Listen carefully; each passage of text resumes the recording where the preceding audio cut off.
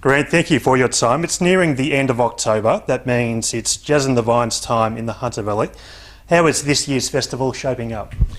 Festival this year's shaping up really well, thanks. It's coming along beautifully. We've got a great lineup, and people are buying some tickets, and it's all happening quite well. It's the longest running annual music festival in the Hunter Valley. Why do you think the event has had such a long success? It's hard to exactly say what it was. The success has come about due to the format. I mean, we've looked and asked people. We pull the event apart every now and then, put it back together again.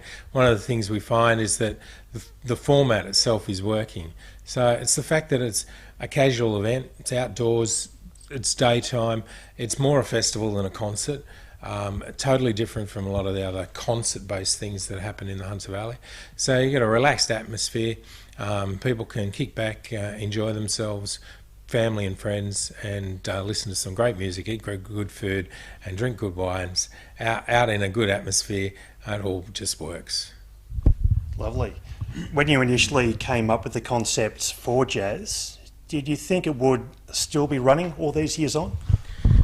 I didn't, to be honest, I didn't think one way or the other of it. You obviously start something and you just keep going with it. But it started, it worked. We were proud of that. And it just amazes me year after year. It's still going and still working. And here we are 22 years on. And, it's great to be the longest running concert in the Hunter Valley. For patrons who come to Jazz in the Vines, what can they expect from the day? Well, again, it's the atmosphere. People don't understand Jazz in the Vines until they come to Jazz in the Vines. Quite often, the biggest thing that's held us back over the years is the word jazz in the lineup name. Yes, it's jazz-based. There's no doubt about that. It's a popular style of jazz, something that we've always maintained. If you want to see the very best in jazz technical performances, maybe you should see them in the basement in Sydney or somewhere, a nice little small venue. Outdoor though lets the musicians stretch. So you get musicians love to come up and play Jazz in the Vines because they can throw caution to the wind and they can just play and enjoy. So people come to Jazz in the Vines, what can they expect? Atmosphere is what it's all about. So grab a spot in the paddock, mark out your territory, sit and enjoy, whether that be watching the musicians or watching the audience. It's equally as fun. Great. There's always a host of prominent artists that play at Jazz each year. What does the lineup consist of this year? Well, this year we've got all sorts of things happening with us. Of course, we've got James Morrison's a stalwart of ours. James plays just about every year, and we'd have him every year if we can get him. And it's because he's such a showman. He's technically perfect as far as a jazz musician's concerned, but it's showmanship is what it's all about. He really performs. So, yeah, James Morrison, first year ever that he's done this. He'll be working with Leo Sayer. It's the first time they've ever performed together, so that'll be something interesting. Leo wants to do some big band tunes, and so they'll do hopefully a few Leo Sayer songs, but they'll be doing a lot of jazz big band stuff, so that'll be great. Balancing all of that up, we've got some serious jazz with Galapagos Dark that have been around forever, and the boys really know their stuff, so it's great to have them back. Pretty much we've had, I think, everybody in the field of jazz over the years, so everybody's a returnee one way or another. But Galapagos Dark, I got Emma Pask. A lot of people will know from The Voice, but Emma's been at Jazz in the Vines many years, but she's back with her own band and doing some of the stuff that she's renowned for, which is a technically great jazz vocalist. But, we balance it up with things like Lisa Hunt, who's an incredible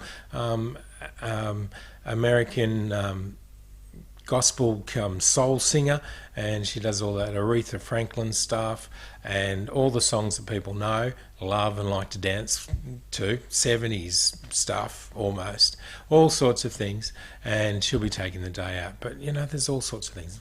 Joe Camilleri and the Black Sorrows, so a bit of blues, all sorts of music for all sorts of people.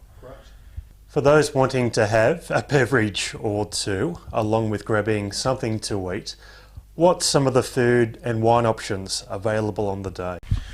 Yeah, well, again, we're really proud of the fact that Jazz and the Vines started some 22 years ago, and yes, we're at Tyrrell's Vineyard, and because of the foresight of Bruce Tyrrell, we sat down with him and said, nah, it's got to be more than just one winery, and he said, yep, I agree with that. So for 22 years, we've had 4, 6, 8 different wineries in the place. So people are arriving and not just getting one venue's wines, they're getting not just any wine, they're getting the best of the Hunter Valley. So they're getting, we've got Peterson's on board with champagne, we've got Drayton's and Tamburlaine with their fantastic wines, and also Tyrrell. So you're getting great wines at sell-it-all prices, which is fantastic.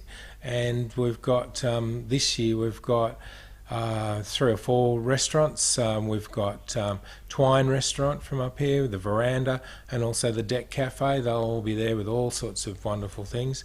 We've got cheese platters and hampers and coffee and you name it, it's all there for people to kick back and enjoy with. For those wanting to go with something a bit more upmarket, there's the Alfresco Jazz Club and the VIP Jazz Club. What's involved with those marquees? Yeah, there's always a portion of our audience that wants something just a little bit nicer than bringing a blanket and sitting on the grass, or bringing their own chairs and setting their own area up. So it's basically an area that's already set up for you. So Alfresco's is our first level, and it's simply a marqueed area, tables, chairs, access to great toilets, access to wines, but you're welcome to wander out and purchase food or wine from any of the vendors and take it back and sit in your area. It's fairly prominent on the ground. I like to claim it's a reserve. It's not bang in front of the stage. We've got 5,000 or 6,000 other people to worry about as well.